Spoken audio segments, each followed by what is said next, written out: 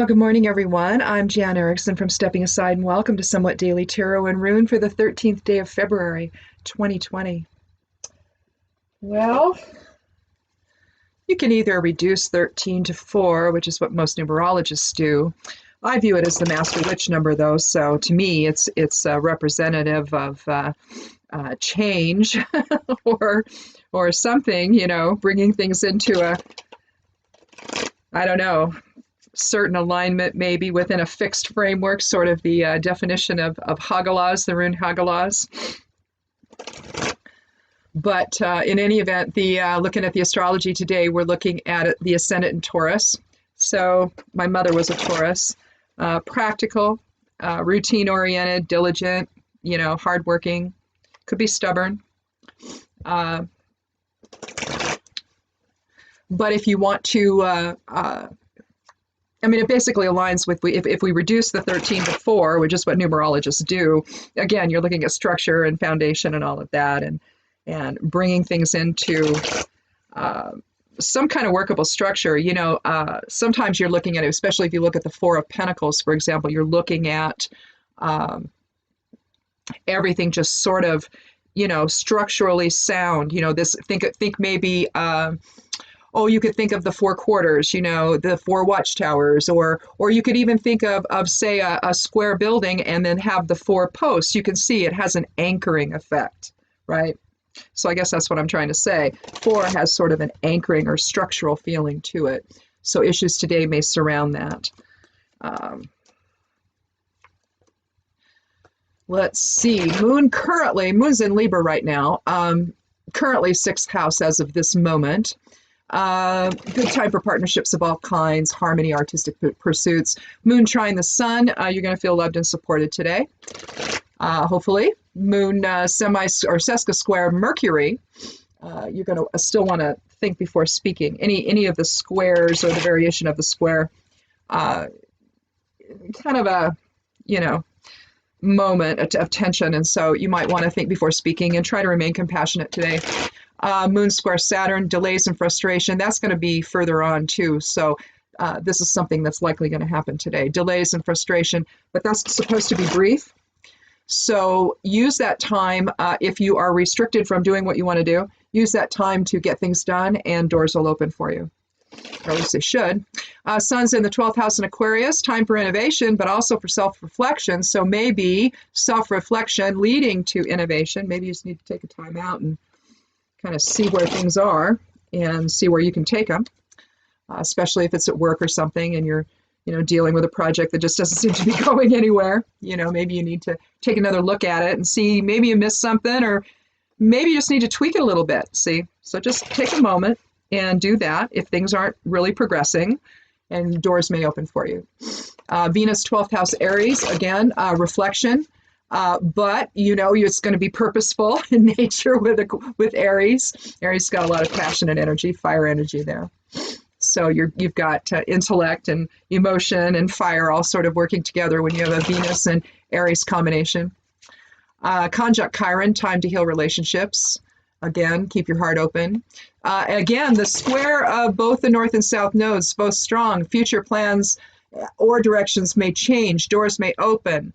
And what I said yesterday is true again today. A sense of destiny may be felt, to where it's like, okay, I'm really, this is the path I need to be on. I need to do this. I need to make this change, or I need to take this new direction, or explore this new opportunity, and I'm going to do it.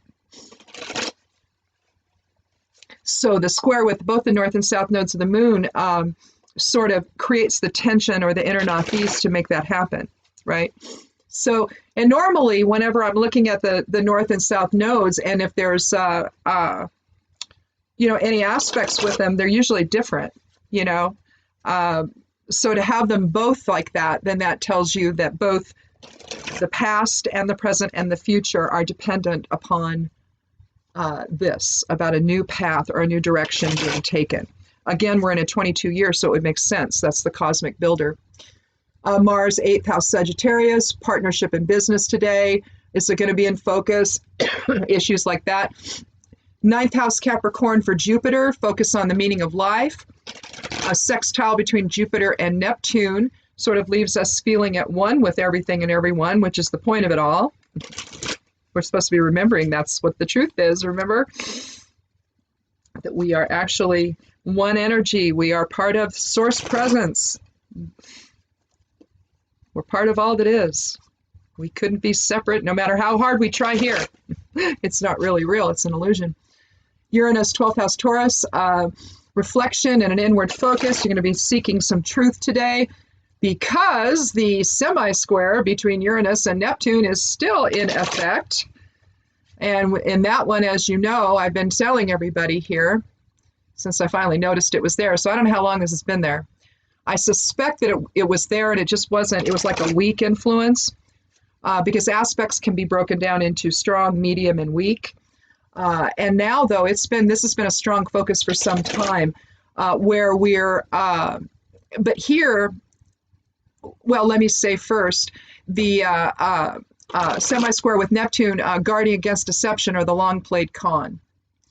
Go within and allow higher self and intuition to tell you what the truth is. Even if you don't know the details, you're going to know at least that it's happening. You're going to know it. You're going to be, oh, geez, here we go.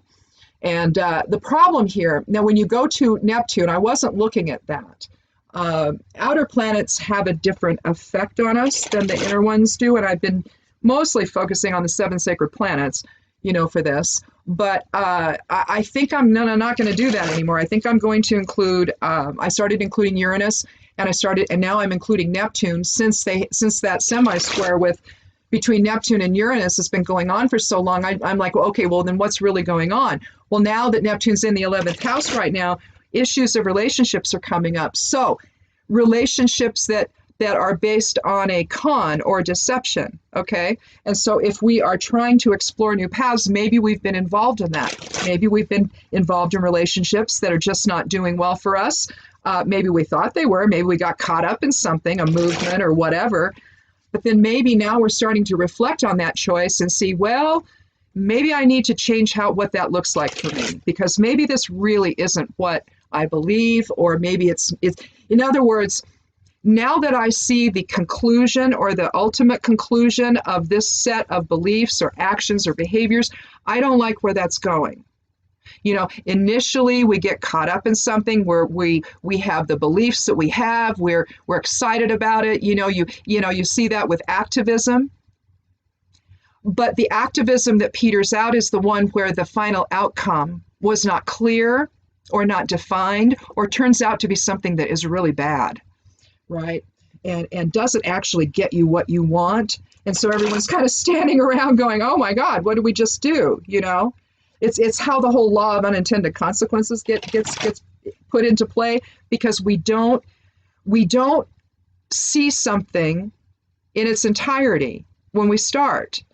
Some of us have the ability to do that, but not everybody does. And so if you don't, you're just not able to see.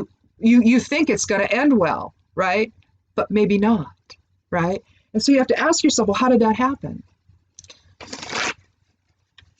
And I think the Neptune's involved. I really do, We need to be exploring the illusion or deception that's either within us or without, or that we're experiencing from others, and just be aware of it. Chiron, 12th house Aries, really working through inner wounding right now. Feel the message, and then, know the truth of what that is. You're looking with Chiron being the wounded healer. It isn't that we're supposed to get stuck there, and we do. We get in a loop. We can't get out of it. So Chiron's just alerting us today that, take this time. A lot of stuff's in the 12th house. Take this time for inner reflection.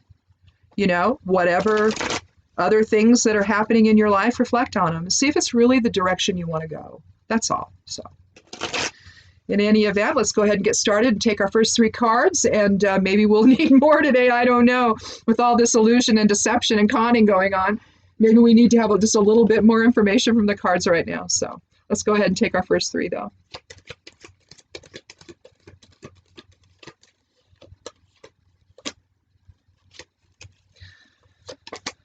Well, we have the Magician,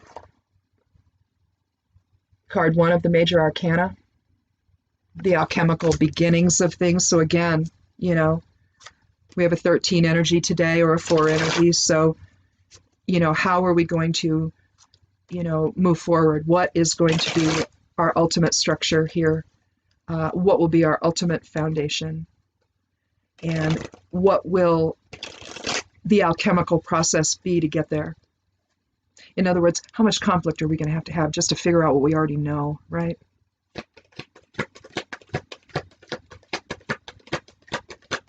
It's really a balance between, spirit and ego here. And if it's not more heavily weighted on spirit, then we have a difficult time.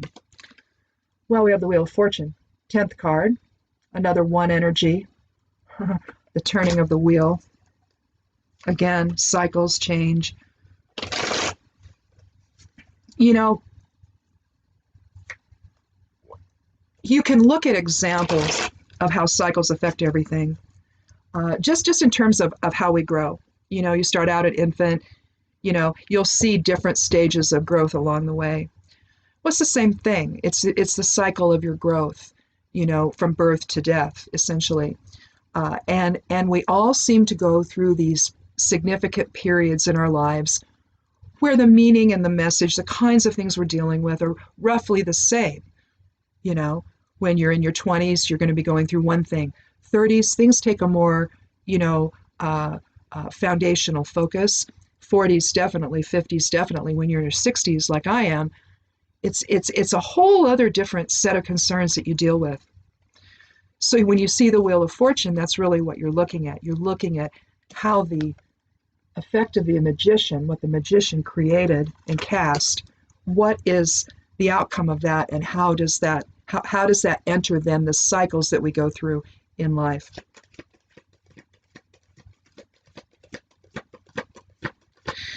I mean, in a sense, there's a feeling of continuation, but there's always also a sense of new beginnings all the time. We always have the chance to start again, always. Begin anew in our focus, make the changes we need to make. And you've got 2-1 energies here reinforcing that. Well, here we have the Fool. Wow. Yesterday we had 3 major arcana reading. I think that I did a 4th card. Did I do a 4th card? I may have done a 4th card. Or maybe it was just the Rune. I don't remember now. I'll have to go back and look. But maybe I didn't pull a 4th card. I suspect, over this next year here, this 22 energy year, we're going to see a whole lot more of this. A lot of soul archetype cards, at least 2 usually, at least 1. But most often there's 2 in a reading. But here we have 3. Now, we have a 2 energy for it, don't we? 1 and 1. The Fool is a 0, so we don't consider that. But it's almost like we come full circle here, particularly with the wheel. So we're going to describe our journey into form, aren't we? The Fool is on the abyss. He takes his leap of faith into form. We see the moon the sun. Okay, remind me later. Go away. There. Evernote wants to update. I like that program, by the way, Evernote. It's cool. I've used it for years. I don't know. You can just do so much with it. OneNote's also another good one. I use them both, actually. Same sort of deal, though. One's by Microsoft and one's by Evernote. I don't know who owns Evernote, but maybe it's Evernote. I don't know. But they're just cool platforms to do notes and keep track of everything. But anyway, the Fool, we see the sun up above. Now, he's not looking, is he? Well, it's not looking. The Fool is androgynous, neither male nor female. You see a rose of purity in the Fool's left hand. His knapsack's over his shoulder. His eyes are closed. He's not even going to look. His dog's at his side, and off they go. The 0 effect of the card indicates wholeness and unity, that we focus into form, in unified consciousness with everyone. We're just going to play our little part in that whole experience, the collective experience of creation. And we're just going to, our little life that we have, the experiences that we have, just add to that greater evolutionary matrix that we're all part of. And so to think that the Fool being the card 0, that means nothing, well, no. It's a complete and total undeveloped potential. He takes that leap. You know, it can indicate a birth. It can a birth of something new, not necessarily a birth of a person. New ideas, no expectation, perfect trust. You know, one thing witches say, we do things in perfect love and perfect trust. And that's really what the Fool is doing. The Fool is taking that leap in perfect love and in perfect trust through the abyss and down into creation. When he gets there, now, we can look at this in one of two ways. Okay? When he gets there, he becomes the magician. We see the roses and the lilies underneath his table there, around his feet. We see him reflecting as above, so below energy with one hand up and the other hand down. In the right hand, he has the Torah, or a scroll, likely the Torah. It's usually typically what it is. You know, the Rider-Waite is very Kabbalistic, very hermetic. So you're going to see, that's what you're going to see. When you see a scroll, it's typically the Torah. But that's what he has, because his wand is right here. And he's pointing down. He's bringing the light of spirit, the truth of spirit. You see the yellow all around him. You see the Lemnis gate above his head, depicting the cycle, the never-ending cycle of birth and death, of manifestation and then reconciliation, if you will. But you see all of his tools are on the table. The pentagram for earth, the chalice for water, the water element, or cups, the sword for the air element, and wands for fire. All in his own alchemical balance to create the life for this Fool. The undeveloped potential of creation. Now, whether you're talking about the decisions that we make before we take the leap, because we are making the decisions.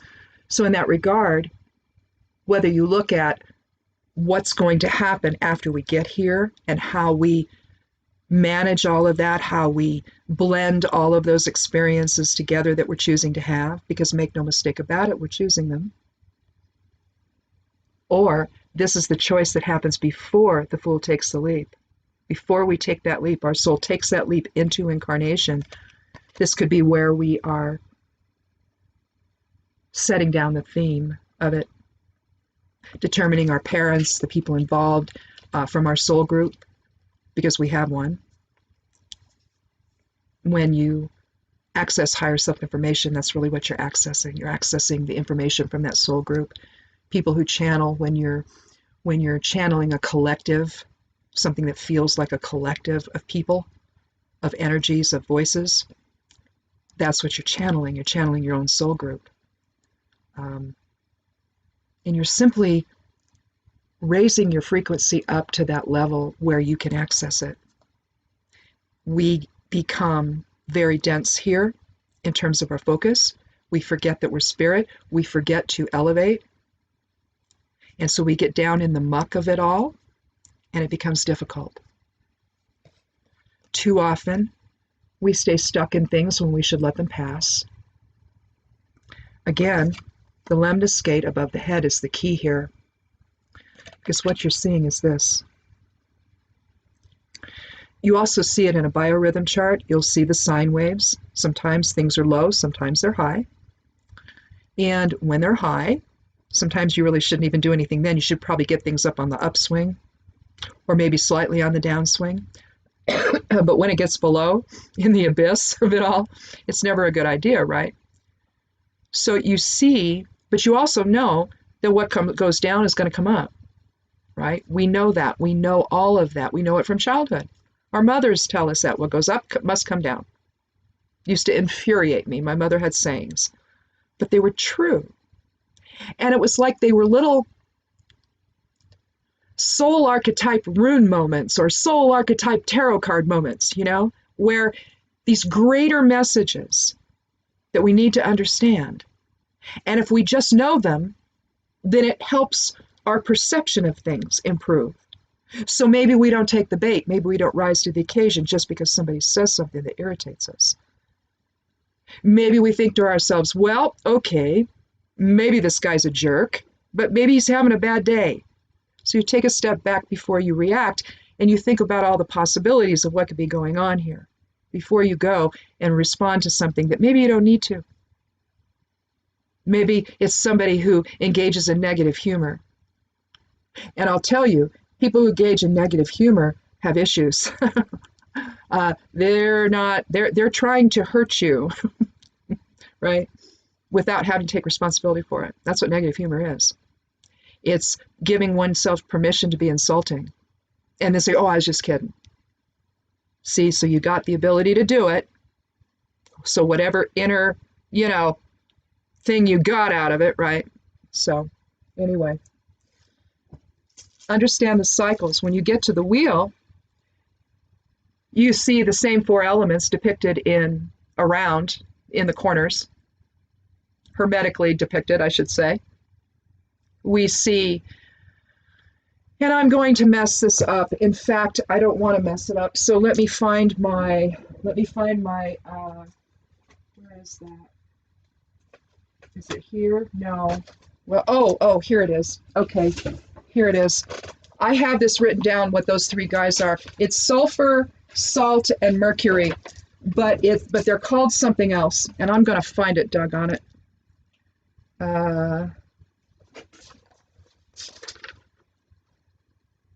Because I wrote it down I have a cheat sheet here for all these different symbols, and I found this, and oh Lord, oh, I know where it is.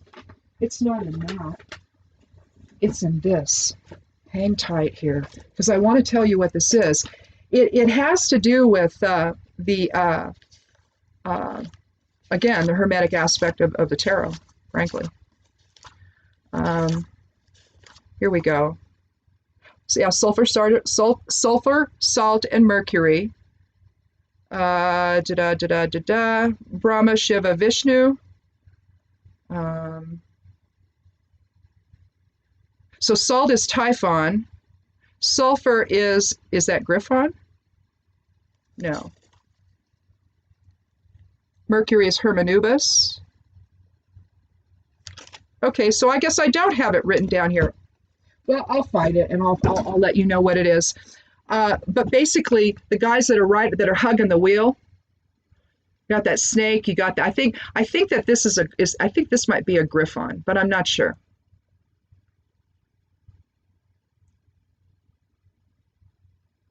But they're hermetic representations for sulfur, salt, and mercury, and they're basically the components of life, aren't they? They're the alchemical components of life.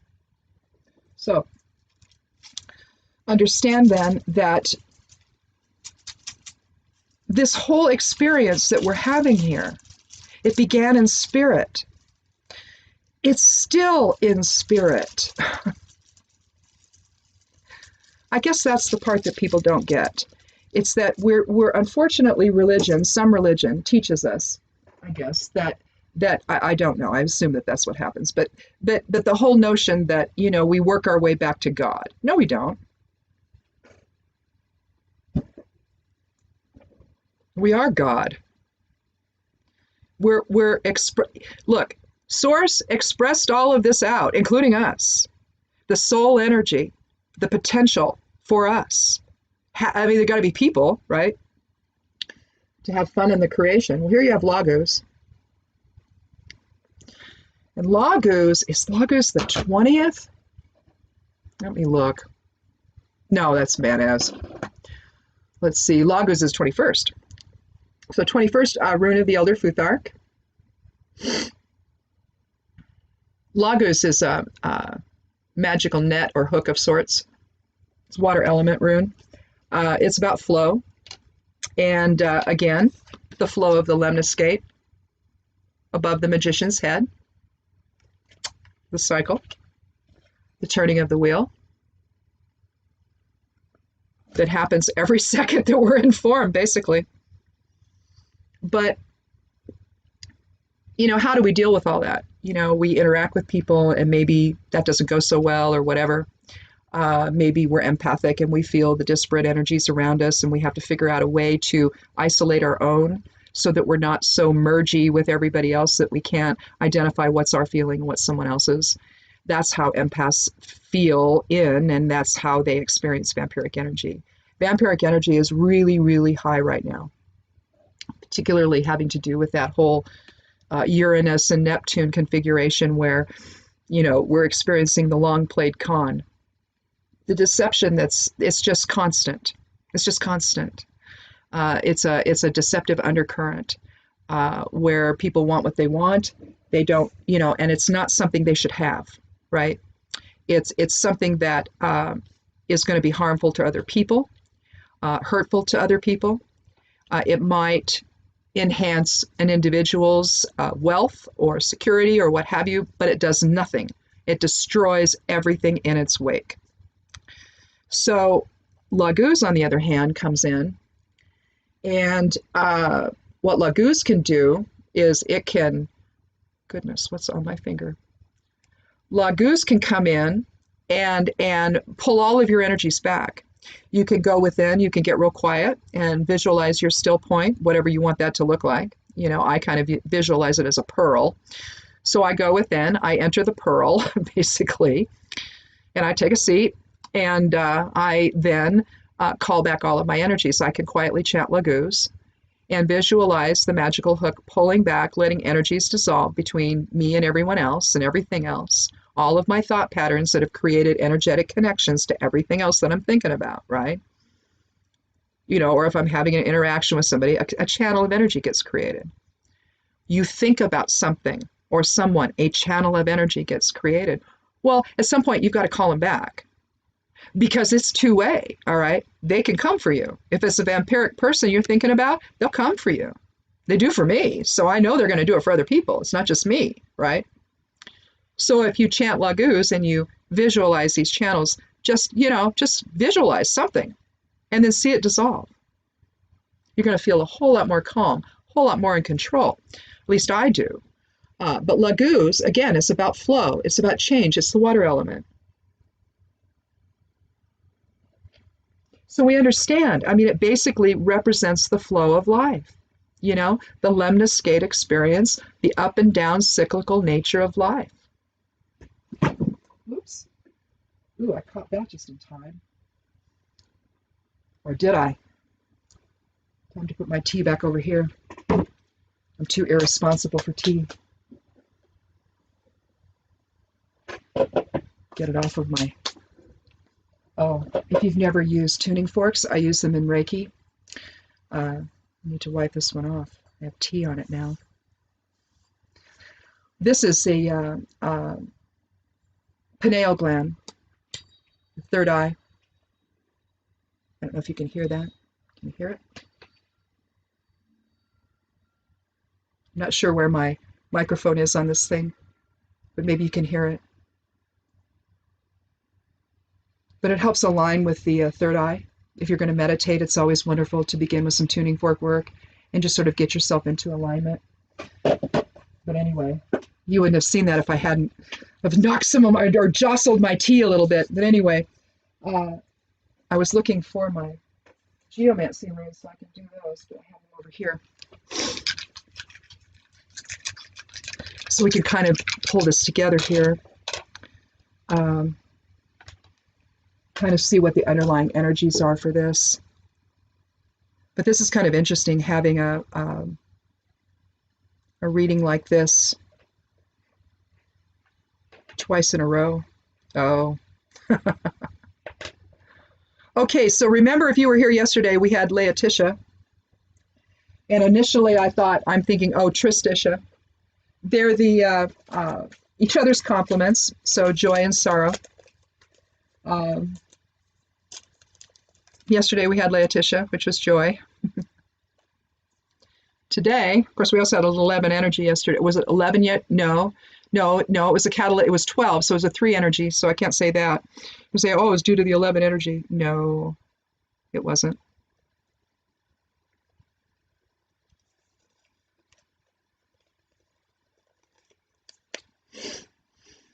There you have Tristitia. We had that the other day, yesterday. If it wasn't yesterday, I think it was though, or it might have been the day before, but we had it this week.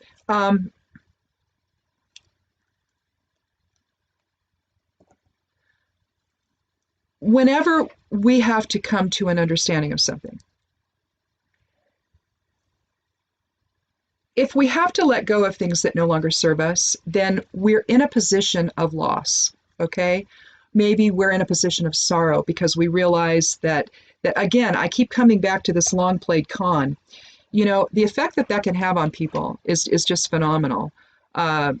It's when someone, you realize that you've been hoodwinked and, you know, you feel any number of emotions. I mean, you feel stupid, which you shouldn't.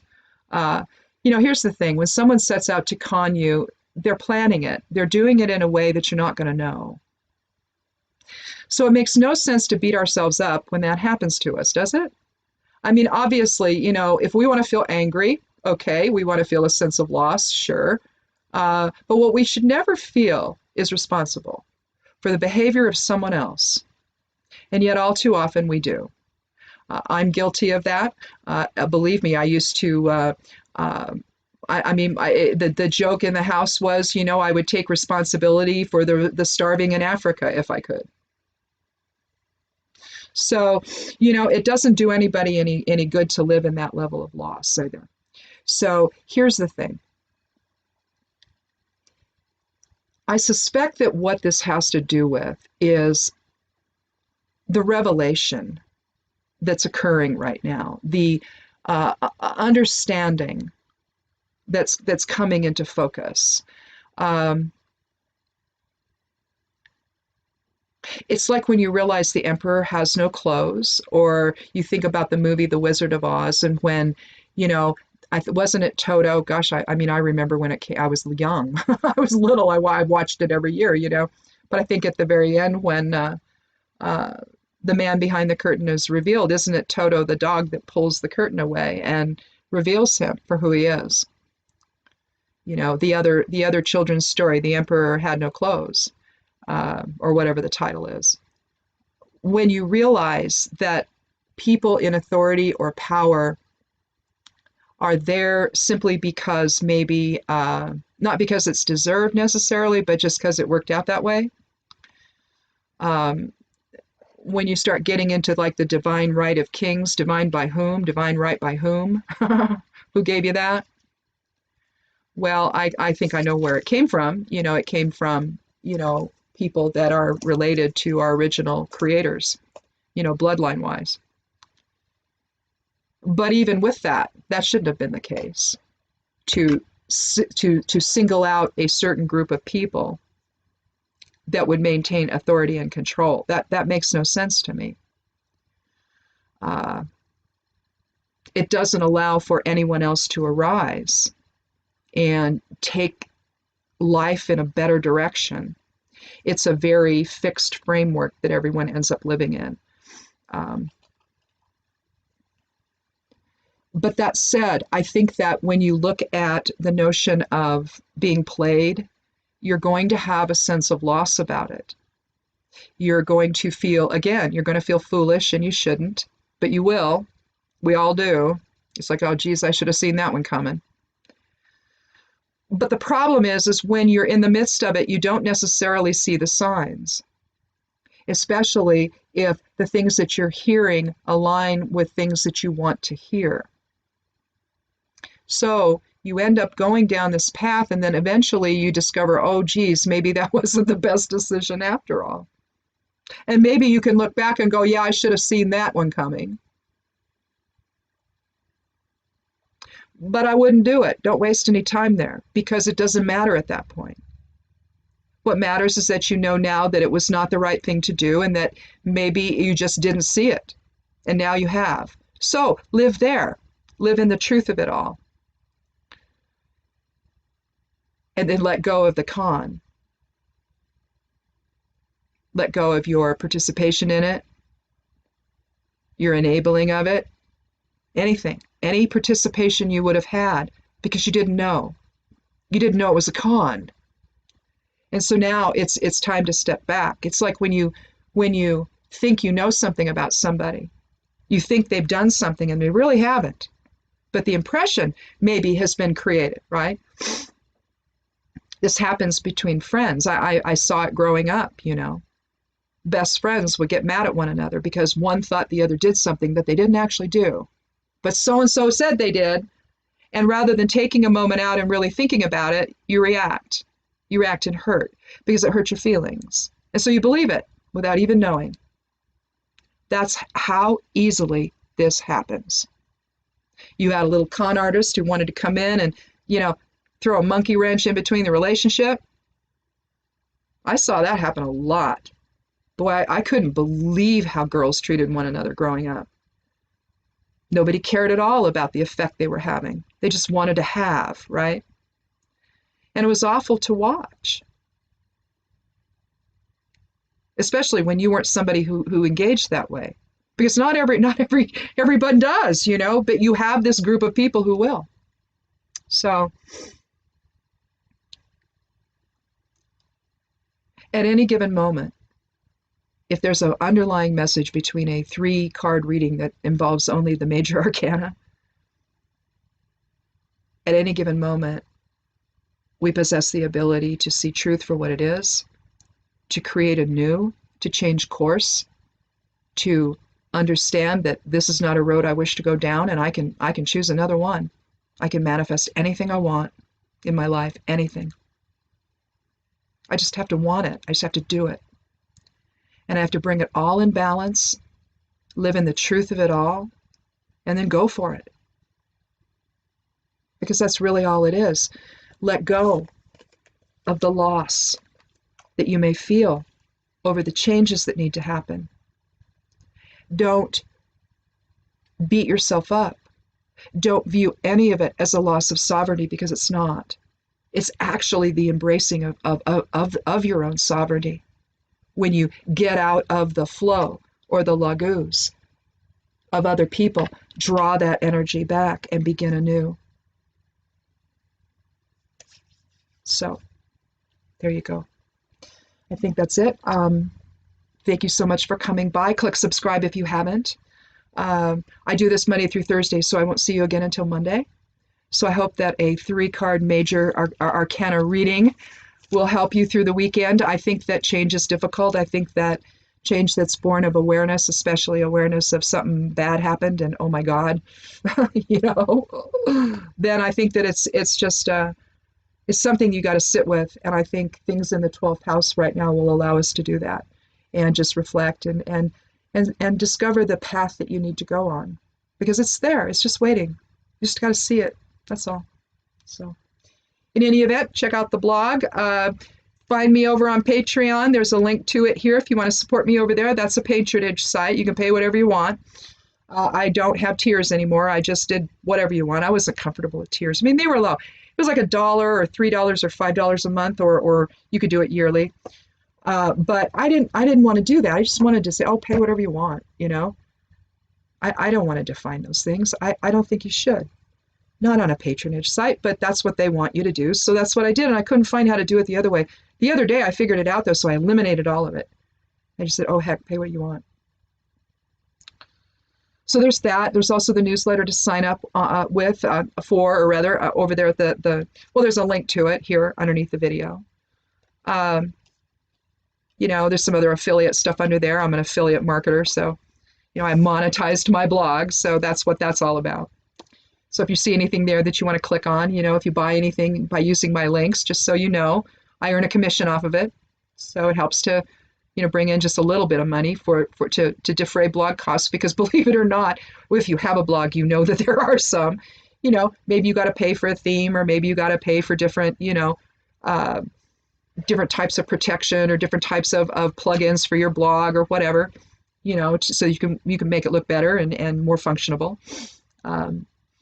So, that's all I did it for. So anyway, that's why all that stuff's over there. I used to not have any of that. No ads at all, none. Then I sold my first book over on Amazon and became an Amazon affiliate. And I stayed that for just until this, last November or something. And I started expanding it. So anyway, that's what all those links are underneath there. If you check those out, you'll see that's what that's all about. So just know if you click on anything and you order anything, I'll get a commission on it. So that's why it's there. So anyhow, but I have to tell everyone that's the law. So anyhow, thank you so much for coming by, and come back Monday and we'll chat again. We'll see. Hopefully maybe we'll get 3 more major cards on Monday and have Soul really start imposing its will on the outcome here. So in this 22 year, this cosmic builder year, I suspect that's what we're going to see. So in any event, thanks so much for coming by. Be good to yourself, be good to one another, and blessed be.